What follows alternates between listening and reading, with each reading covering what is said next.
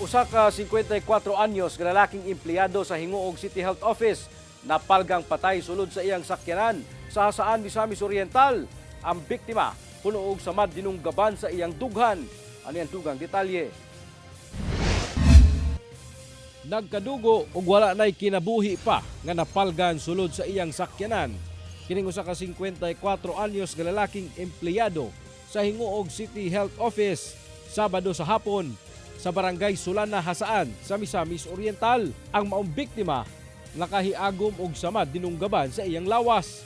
Sumala sa PNP nga Biyernes sa gabi ay ulahing nakita ang biktima nga nagpalit og ilimnon sa Hinguog City. Adunay mga samad dinunggaban, ilabi na sa bahin sa iyahang chest nga portion ug sa iyahang liog. Based on the CCTV nga gikan kini siya sa Hinguog miagi Claveria, from Claveria paingon sa Hasaan. So kani nga rota ang iyahang giagian sa maong sakyanan. Makita pa sa sulod sa maong sakyanan ang botilya sa ilimnong makahubog nga gipalit sa biktima sa usa ka tindahan sa Hinguog City. Apan nawala ang mga importanteng gamit niini sama sa cellphone, kwarta ug bag. Hinungdan nga gilantaw karon ang robbery isip motibo sa krimen.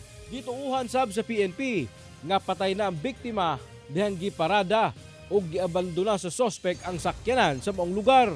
Karon padayon atong investigasyon, coordination with the families of the victim, no, sa posibilidad nga based on the evidence kung unsay itudlo no nga mga suspitsado sa maong insidente. Sa karon nagpadayon ang backtracking sa mga CCTV camera sa kapulisan aron makita kung kinsay mga kaubanan sa biktima dihang nahitabo ang krimen. Nanawagan sab ang PNP sa adunay kasayuran sa krimen nga makig-alayon sa ilang opisina alang sa hinanaling kasulbaran sa krimen.